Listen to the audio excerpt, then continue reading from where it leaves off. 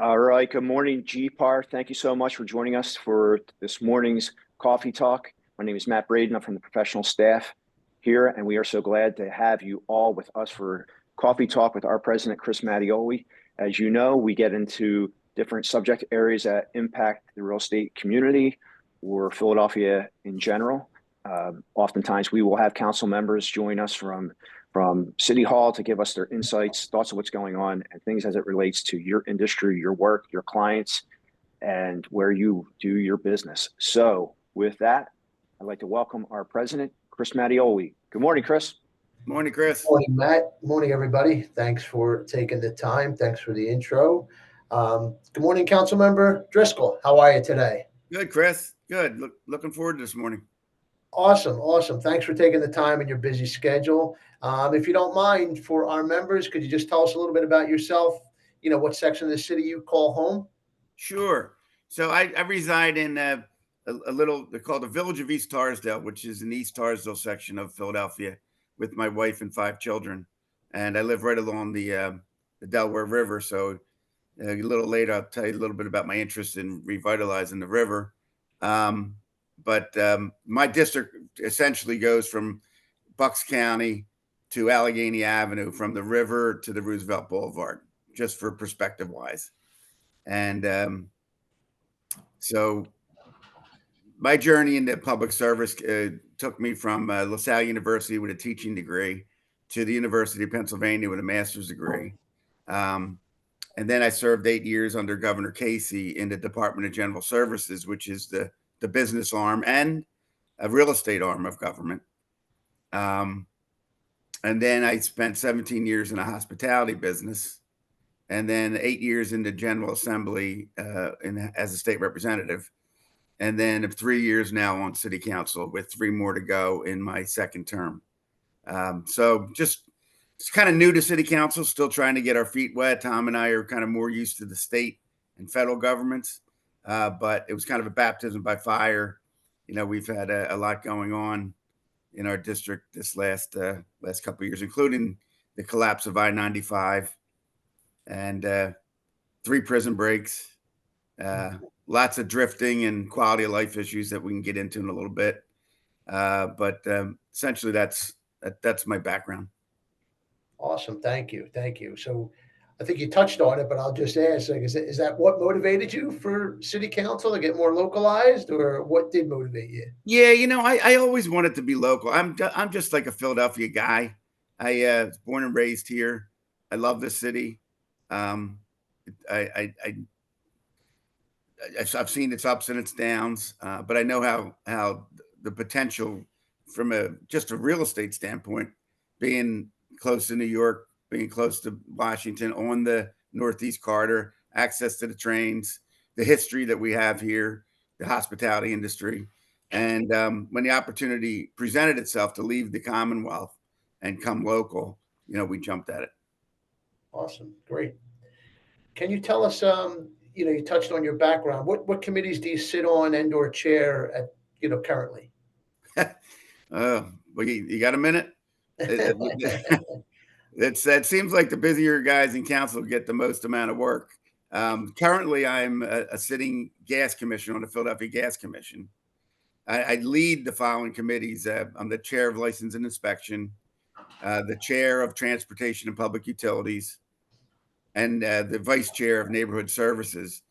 And then I serve on the committee as a whole, Commerce and Economic Development, of which we have a hearing this afternoon, the Environment, Ethics, Finance, Fiscal Stability and Intergovernmental Opportunities, Global Opportunities in Creative Innovative Economy, Housing, Neighborhood and the Homeless, Intergovernmental Affairs and Aging, and lastly, Technology and Information Services. So it's crazy because, you know, you have all these hearings and, you know, and you get these bills, which we'll get into in a little bit too.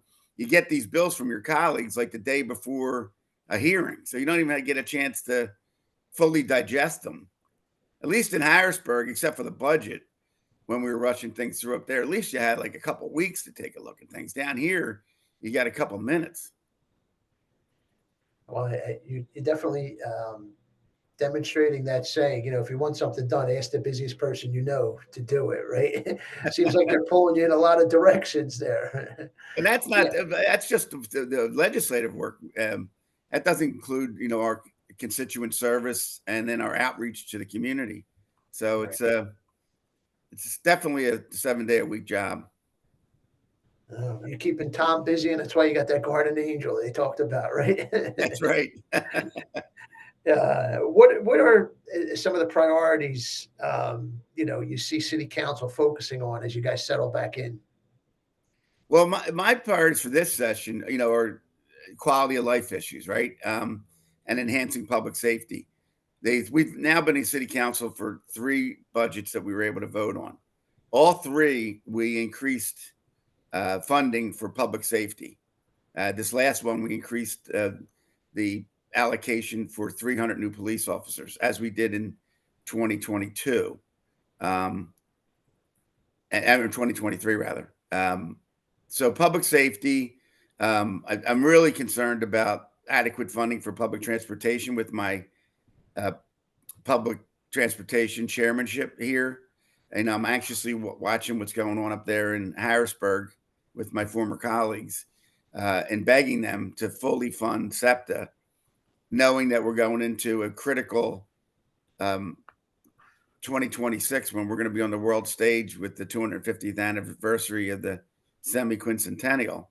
So that's a very critical component of the regional economy here. So I would say quality of life, public safety, and public transportation. So definitely that quality of life, brings in the topic of, the increase in homelessness that we're hearing about, and services to, mental health and addiction. Where are you and what are you seeing with those issues at council and in your district?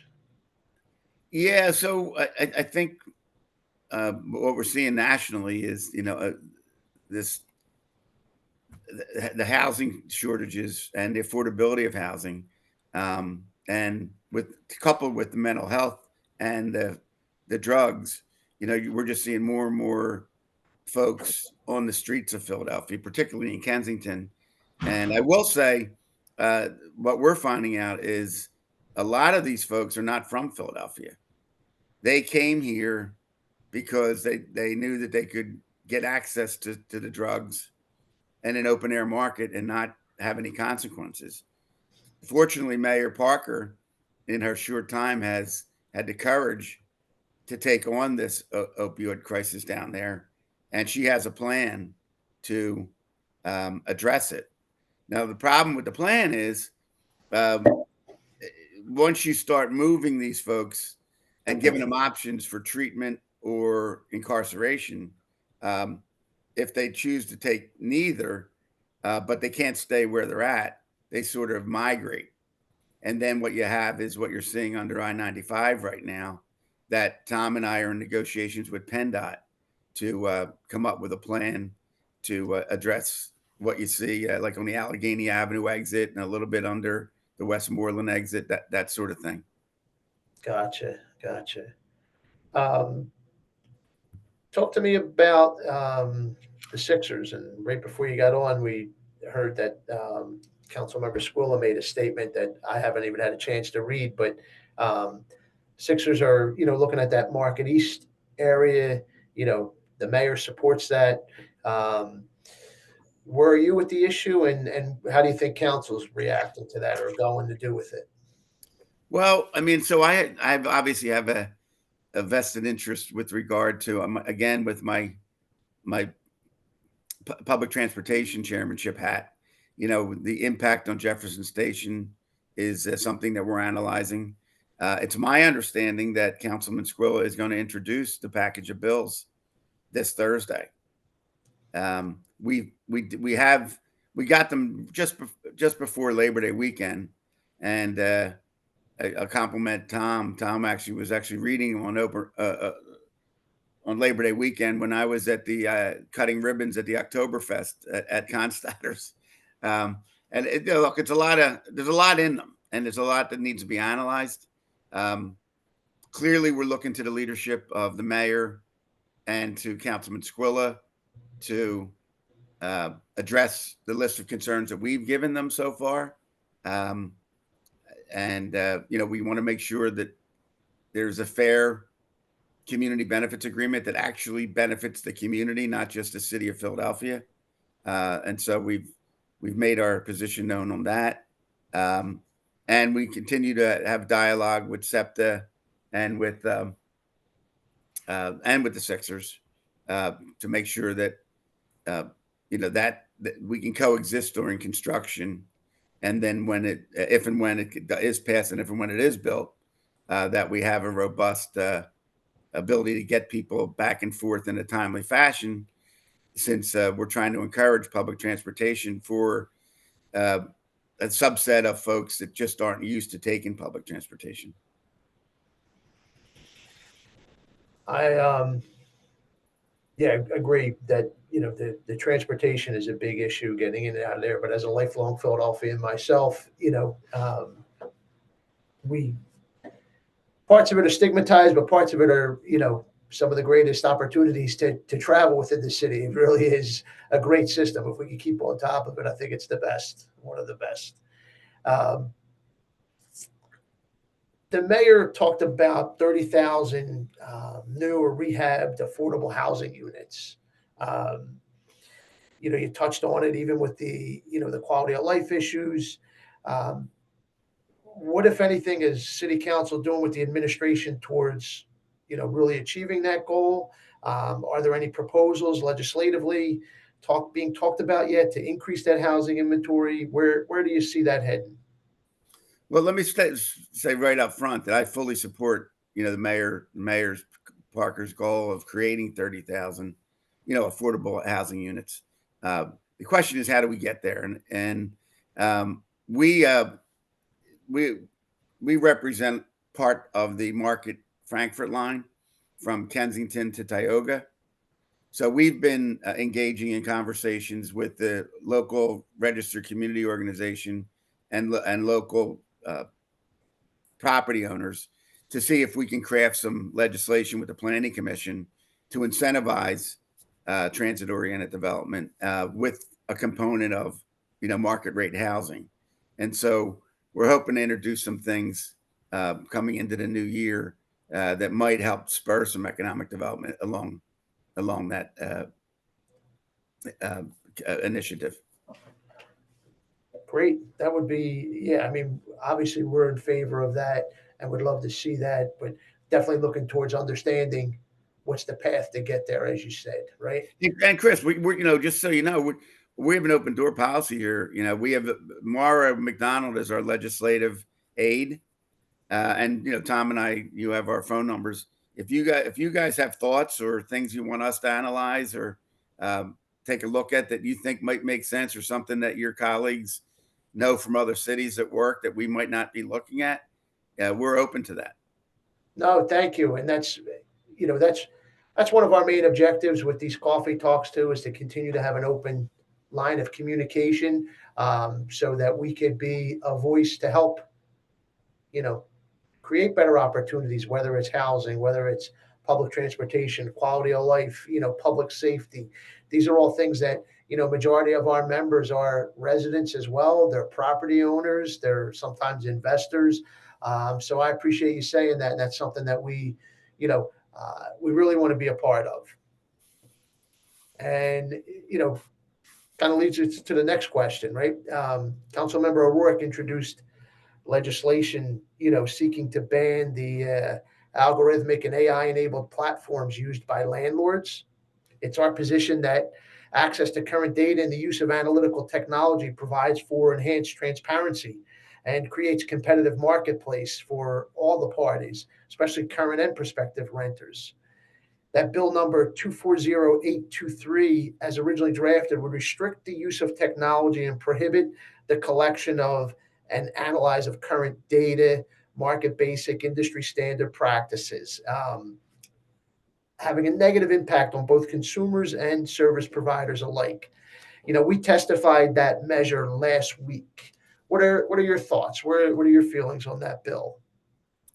So I think when it initially came out, and this is another one of those things that, we had like a whole 12 hours to analyze the bill before it was introduced. So while we like the idea of being fair to, fair rental practices, but we're also sensitive to our property owners, and, that make sure, that we have a free marketplace here too. So we thought that, the sort of the notion of it was a good one. I guess the devil's in the details before we finish with this bill. We did introduce some amendments that day that got added to the bill that I think made it a little bit better. I think just my government background, and my first reaction is this is probably something that should be addressed at the federal level, not at the state or local level, so that it's, fair across the board and across the United States. But we had to deal with what was introduced, and it appeared that it had enough votes to pass in committee. So what we tried to do is make it a better bill by putting some of those amendments in. Is it perfect? No. If there's more things we should be looking at here, please share with us, that we can share with the mayor and we can share with Councilmember O'Rourke. Yeah, thank you. And I know there was those amendments last minute, and definitely things that we thought were making that bill better. But I do want to call out, like, Brittany and Matt, our staff members who work diligently with, many of the council members' staff to make sure that our perspective was heard and understood. So we appreciate that open line of communication that we talked about earlier. So we talked a lot about, we talked a little bit about, increasing home ownership, some of the quality of life, public safety issues. It all comes down to home ownership. Some of our core values, that home ownership builds that generational wealth. Increasing home ownership rates within the, minority community is, a big part of our strategic plan. With the current interest rates rising again, stubborn inflation, low inventory, city council talking about ways to expand access and maintain home ownership in Philadelphia. Yeah, look, home ownership is critical to really helping with generational wealth, helping to build equity, helping to have a stable tax base. Things have just gotten, I think we all know that things have gotten crazy with the interest rates, with the price of housing right now. And so government really has to figure out what we can do.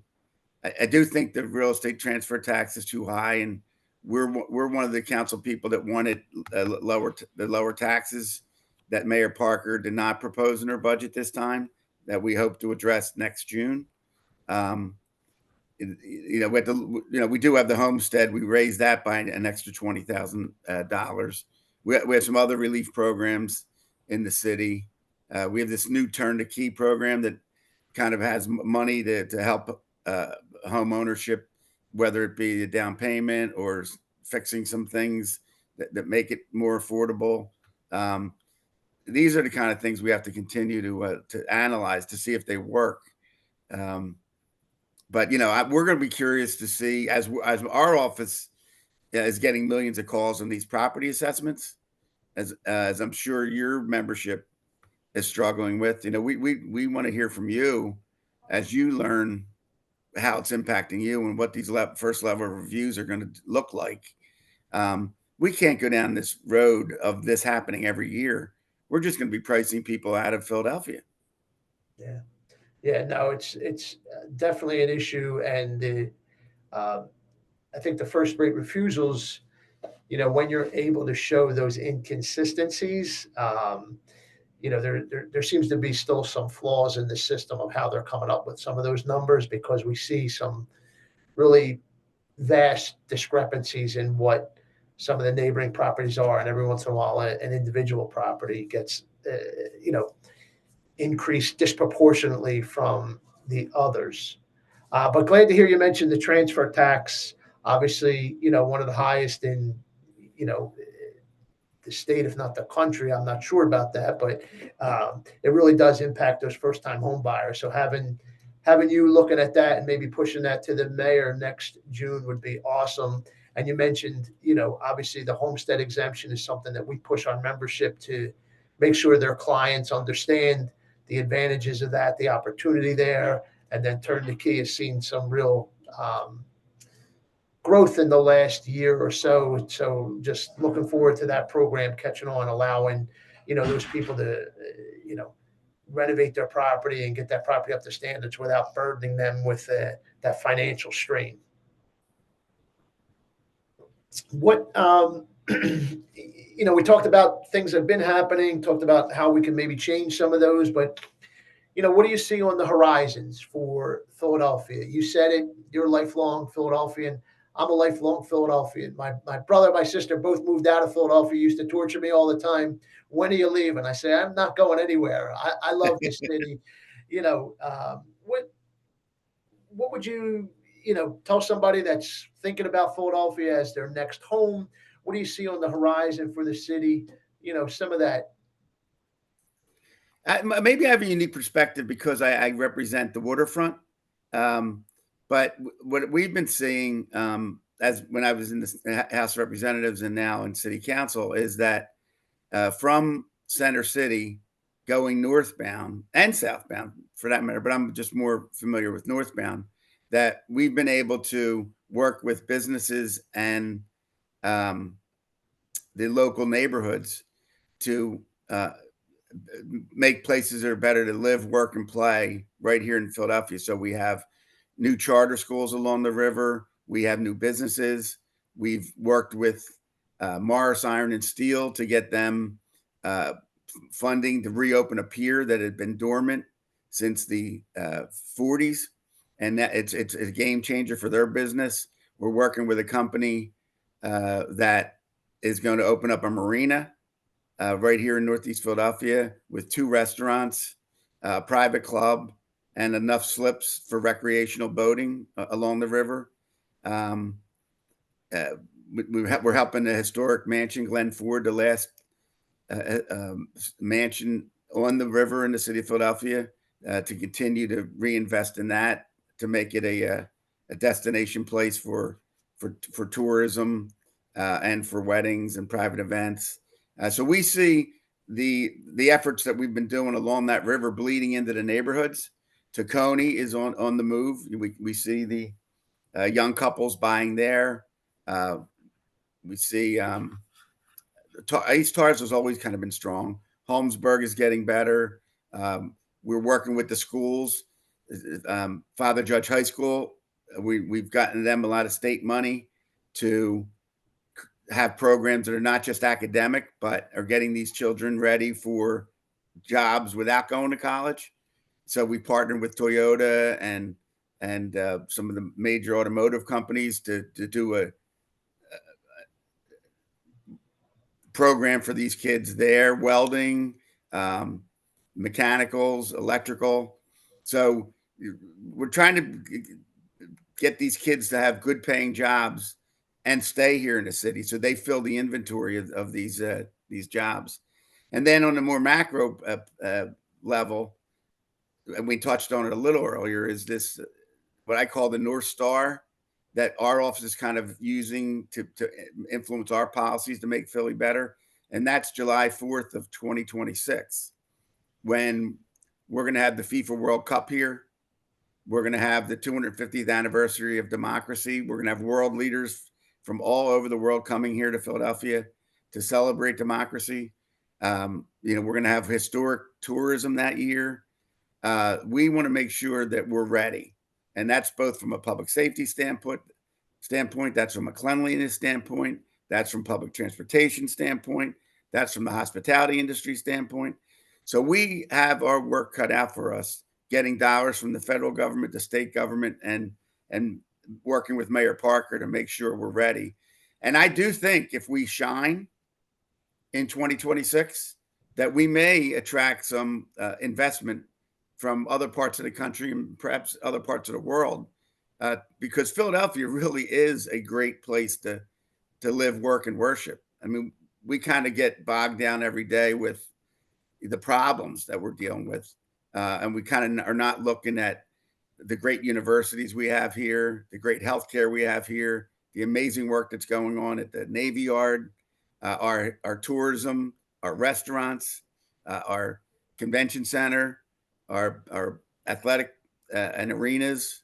So I often refer to it as a tale of two cities. It's the stuff we're working on every day when their cars are getting broken into and there's a homeless person under 95.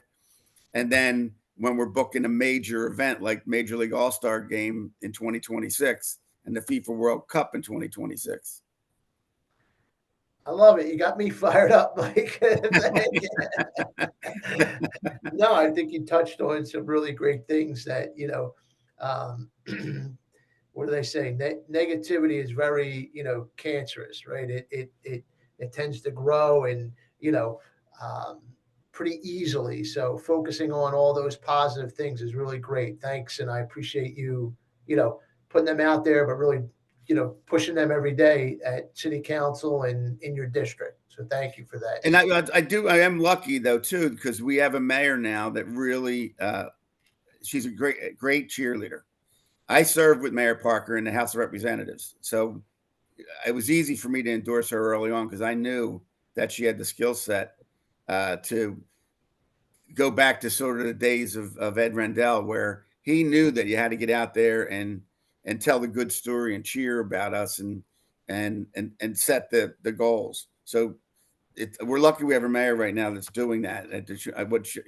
Safer, greener, cleaner, with economic opportunity for all, and one Philly, shall we say? So it's a pleasure to be working with her right now. It's early on, she's only 10 months into her administration, but I think she's off to a good start. Right. Awesome.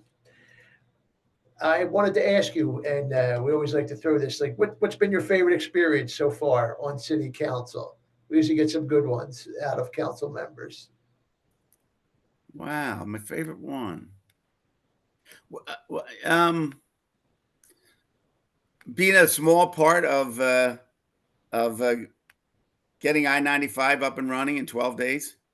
I was able to work with the President of the United States, the Governor of Pennsylvania, the Mayor of Philadelphia, the state rep, the state senator, organized labor, the building trades, Buckley Construction. We kind of lived there for when it first happened on June 11th of 2023, and didn't leave there because when the first day the fire occurred, the engineers were coming up saying this ain't going to open for a year at best. And then knowing that it was an economic engine on the East Coast, I-95, we kind of sat down with Secretary Buttigieg and figured, we got to figure this out. And it's amazing the men and women and talent that came together to get that done. So that's one of my highlights. No, that's a great thing to reiterate. I appreciate that. And thanks for your leadership there, because that was a real accomplishment. So kudos to you and all your staff members and your team that worked on that. Thank you. And I do like too, is I had worked in Northeast Philadelphia mostly and in Harrisburg mostly in my career. Really never had a chance to work in Center City. And just being able to go back downtown and, be able to visit the Union League and some of the nice restaurants. And one of my favorite haunts is McGillen's. I didn't mention to you, when I said I was in the hospitality industry for 17 years, I actually started, owned, and ran for Finnegan's Wake at 3rd and Spring Garden. Okay. I had that hospitality. So hospitality is near and dear to my heart, and being back downtown and look, we need to, the mayor's right. We need to get people back to work, and there's room for hybrid work, which is what we're doing now. And I love that, but we got to fill Center City back up and make sure that it's safe. Yeah. Yeah. And that'll hopefully, help us get more residents, but more businesses too. And, get that tax base up by having those, businesses come in. What are some of the things that we can do for you? How can we help you as a legislator, our organization and our members? Keep an eye on the national trends that we don't really have the time to focus on. If you see something that you think we can be helpful on, please let us know. We'll be anxious to see your experience with these assessments. You know, once you have a better understanding of that, please share that with us. Tom, can you think of any other ways we can interact?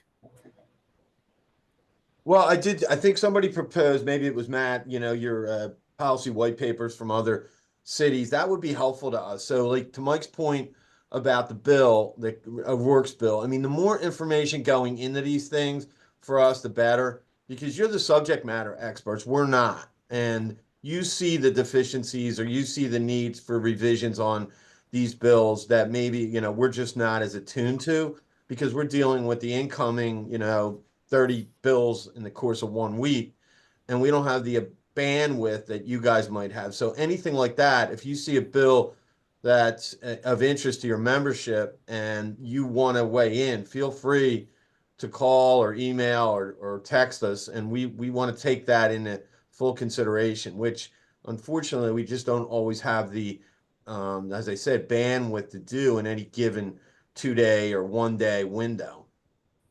Tom, thanks for offering that up because I just want to toss this in there. One of the things that is a real challenge to our association is we realize and understand that the timeline of legislation and how it flows is far more rapid than it ever is out in Harrisburg. However, what's the challenge for us is after a piece of legislation has been introduced, it is now a live thing. And we're working off of the live thing. And sometimes there are a lot of unintended consequences that the author of the legislation themselves are not aware of. And where that comes back to is the upfront conversations. And we have a really great example of collaboration. And that goes back to the wholesaling legislation. What we did was everybody got around the table. Imagine this, we had Councilman Alan Dom and Councilwoman Helen Gim at the same table talking about an issue. And they were not always on the same page, but they were at the same table having a conversation about this issue. And then we also had us and we had CLS, always not on the same page, but this time we were at the same table. And what we were able to do out of that initial conversation before legislation was even crafted was we were able to hear some of the different issues, some of the different perspectives. And then out of that, GPAR and CLS hunkered down, start to craft some legislation. We went back and forth, did a whole bunch of different things, months of good open dialogue. And then ultimately we said, we have some language here. We went to Councilman Dom and we said, tell us our baby is ugly. And boom, they kicked it around. And then we went through this whole process. And the next thing you know, we had a piece of legislation that I would say was probably 95% camera ready, and it was introduced. And what that really did was it knocked out a whole bunch of stuff. We had people, stakeholders who were invested in the language. And I would have to say, like, a good piece of legislation. And that's how you craft thoughtful things. And I get that there can be a timeline. The timeline can move fast through council. However, some of that really stuff where you get your sleeves rolled up, get your hands dirty, and you do that shovel and pick work with collaboration, I think it produces better, thoughtful outcomes. So I think one of the things that I take from that experience, and then we look at the O'Rourke piece of legislation, if we could get those conversations up front, I think we'd all be better served and we have better outcomes from the legislative process. I think we could have more people actually supporting a piece of legislation as opposed to being against it. But once it gets introduced, we're in a really tough spot at that point. So anytime you guys, if something comes down the pike and it's a real estate related matter, maybe it's from another policymaker and they're looking for you to co-sign, give us a ring. Say, hey, look, I want to check in with the folks from the Real Estate Coalition. I'd like to check in with GPAR, see what they have to say. Now, granted, we might not be able to get back to you as quick as you like, but we have a lot invested in that. We have some resources that we can tap into that can help inform that process. Yeah, no, thanks, Matt. I appreciate that. We should, yeah. I mean, the time frame is so constricted. In this case, not only was the introductory time frame somewhat constricted, but the hearing was very quick. They had already had scheduled a committee hearing that this bill was able to latch onto very quickly. So that constrained, I think, the normal dynamic between introduction and committee hearing. So I do agree with you that we need that pre-evaluation. Thanks, Tom. You're welcome. Thanks, Matt. Thanks, Tom. welcome. Councilmember Driscoll, I just want to, give you another opportunity. Anything that we didn't talk about that you'd like to add? Anything upcoming for you, your district or council? I think we're looking forward to, there is a tax reform commission that's been formed by Mayor Parker, and it has some talent on it in the private sector, and it has Alan Dom on there, a couple other former legislators. We're anxious to see what draft comes out of that, and then we'd like to share that with you and the industry to see what makes sense in there before we adopt any of those sort of measures. But I believe it's coming out this fall. All right, we'll be on the lookout for that. Thank you. That would be great. I'm aware of that, and I'm not sure of the timelines, but definitely look into that. Matt, anything else that we didn't touch on that you wanted us to touch on? I just wanted to throw in that GPAR via statute sits on the advisory committee as it relates to the Tax Reform Commission. So we have been a part of that. The commission had a meeting just yesterday. It's a lot of concepts getting tossed around, as you can imagine, a lot of different ways to approach the issue of taxes, because there's a whole lot of taxes and they have different implications for different parts of the city, and they're really looking hard at how do you move the city forward, and then you have this opportunity to maybe you can restructure things, think about things a little bit differently than they have been done in the past. So definitely a lot of policy wonky type of stuff. Tom's shaking his head. Probably get that Thanksgiving weekend, Tom. Matt, I'm so old. Don't book anything. Matt, I'm so old. I was on the original Tax Reform Commission in 2002. And I'm looking for, there's I believe four former city council members on the current commission. So I think it's Derek Green, Dan McElhatton, David O, and Alan Dom, I believe. Yeah, and then you throw in Paul Levy. So there's some really super high level conversations that are going on there as they do their work. I'm glad you guys have a seat at the table there. Yeah, no, we're definitely, fortunate there. And again, just reiterating that open line of communication and us having an ability to offer our experience perspective early on to help, make sure these bills have that full vision, that whole 360 view of what's coming up and what's happening and how it could affect different segments of the real estate industry. I think there's some people, I don't know, Mike or Matt or Chris, that look like some things in the chat. I don't know if they're for Mike or for internally. Yeah, we kind of intersperse it a little bit there. So, and then a conversation, Brittany dropped in some stuff. Yeah, I don't have visibility on that. If there's nothing, Is there anything to add there, Matt? No, I think we're ready to wrap up, Chris. All right.